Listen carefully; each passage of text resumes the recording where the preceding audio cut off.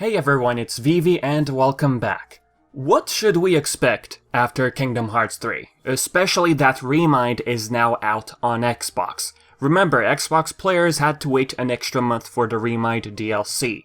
By the way, KH3, as you can see, is a numbered title on consoles, Xbox and PS4, to point out the obvious. We all should be aware by now that KH3 on Xbox, it's a first for the series. All main titled games were originally released on PS2. Heck, we didn't have one single Kingdom Hearts game on any Xbox systems prior to KH3. KH3 being the most anticipated game. Square Enix made sure to release this game on Xbox for, obvious reasons. From a logical point of view, a lot of people were excited for Kingdom Hearts 3 after waiting a good number of years, so why not release it on Xbox as well? That's the story behind it, if you were to guess. I mean really.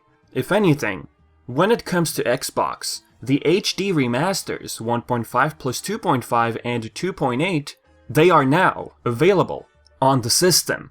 Of course, people wondered why it took so long for Square Enix to release the HD remasters on Xbox. KH3's on Xbox, so what about the other games? Especially for newcomers, right? That's what people thought. The story behind the HD remasters on Xbox, while Nomura in the past said, we just have to talk to Microsoft. So that's basically why it took this long. Now, other than the Xbox, Kingdom Hearts was notorious for being multi-platform back then. Nintendo was especially close with Square Enix. Chain of Memories, originally on the Game Boy Advance and then got remastered for the PS2. Coded, a phone game, remastered on the Nintendo DS. 358 over 2 days, released on the Nintendo DS. Dream Drop Distance, originally a game on the 3DS. Let's not forget about the non-Nintendo handheld as well, the PSP, Birth by Sleep. And then, we entered the realm of HD remasters, 1.5 and 2.5 separately for the PlayStation 3, 2.8 on PS4, again 1.5 and 2.5, one box, one disc, back on PS4 with fixed bugs and 60 frames per second.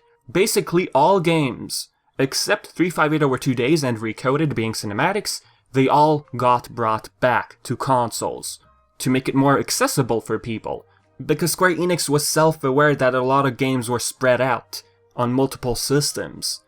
As of right now, Square Enix feels like Kingdom Hearts has room to grow, and it ain't stopping. And what I mean by this is, the story so far, released on PS4, which contains 1.5 plus 2.5, that one disc plus another disc, 2.8, 2 discs in one box. And then they announced the all-in-one package, which was originally only digital, and now this, a physical version of the all-in-one package on PS4. And now we have 1.5 plus 2.5 and 2.8 on Xbox, albeit only digital for now. Do you notice something here? It seems Square Enix is putting more focus on consoles these days. Heck, is there any handheld you'd think Square Enix would release a game on today? Oh wait, if anything handheld, we have mobile. Phones. Smartphones. The current game still running on mobile phones, we have Kingdom Hearts Union Cross. And eventually the game will receive an extension called Kingdom Hearts Dark Road, a story which will focus on Xehanort's past. Other than that, we now live in an era where Square Enix wants to pump out more Kingdom Hearts games. The Xehanort mobile game is one example.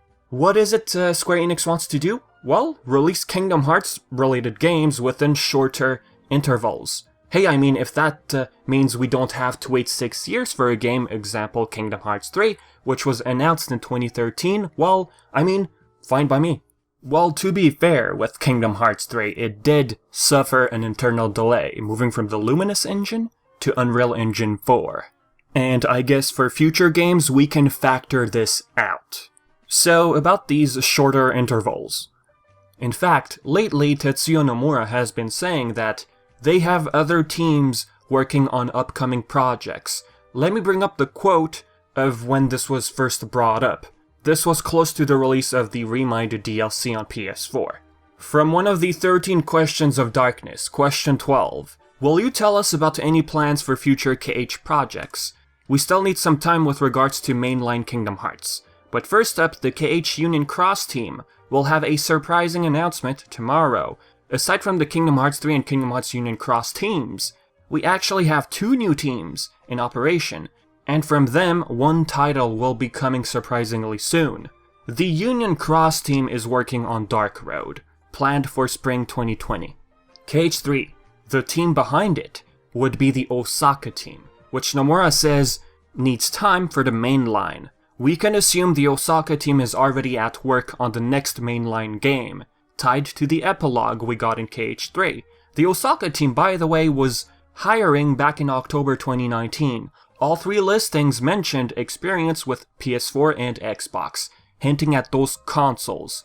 But what if that means the next game will jump to the PlayStation 5? Well, actually, Square Enix put emphasis on cross-gen, for the time being, of course, back in late February. An interview with investors, well, Square Enix had this to say: could you share your thinking on the development of new titles for current and next generation game consoles going forward? The next generation consoles will have backward compatibility, so we plan for the time being to make our new titles available for both current and the next generation consoles. It will therefore be somewhat farther down the road that we release titles exclusively for the next generation consoles. So going over that information, it really depends how far down the line their next mainline game is, in this case, Kingdom Hearts 4. The 2 other teams Nomura was talking about, from one of them, one title will be coming surprisingly soon.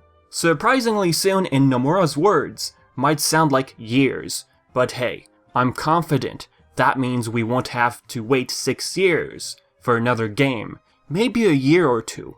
He did reiterate this during an interview in the final Dengeki PlayStation issue.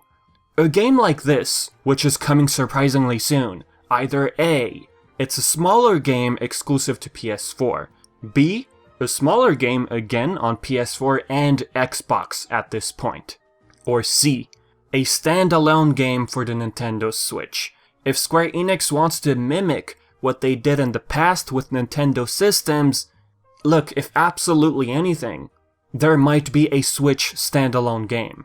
As for the rest, all consoles, the PlayStation 4 especially, until the time comes where Square Enix will consider exclusivity, like PS5 and Xbox, for Kingdom Hearts 4. For the time being, the 2 new games from those 2 teams other than Osaka will most likely consider cross-gen. If it just so happens that you have a PlayStation 5, by the time that one of their new games gets released, well, the PS5 will have backwards compatibility, so you won't have to worry about that. If you played Remind, either on PS4 or Xbox, I'm not going to spoil it for you, okay? You can already easily imagine a standalone game, or a bridge game, a game which relies on characters other than Sora. I don't like to call it a spin-off, because going by the history of the series, the games we had on the Nintendo DS systems, for example, or the PSP, did answer a lot of questions. Games, although not titled with a number. Look, if we get a standalone game on the Switch, it's going to have some importance. I'm just going off by how the games in the past were released, okay? For example, look at Birth by Sleep on the PSP, which introduced us to the main bad guy, Xehanort. Oh, before I forget, the 2 new teams from Square Enix, it could be another mobile game.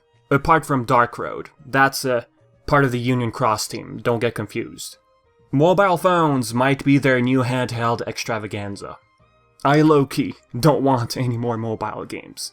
Heck, Union Cross should be brought to consoles as a movie, like back cover if anything. There's so much important story content in that mobile game that at this point, I feel like a cinematic is needed. All in all, Kingdom Hearts 4, aka the next mainline Kingdom Hearts game, will come after these 2 new games being developed by 2 new teams. A while back, Nomura did say to at least expect 1 game before KH4. Now we're looking at 2 potential games. Alright, so with that being said guys, this is it for the video. If you have anything to say, questions, or whatnot, leave it all in the comments section below. And as always, I've been Vivi, and thank you so much for watching.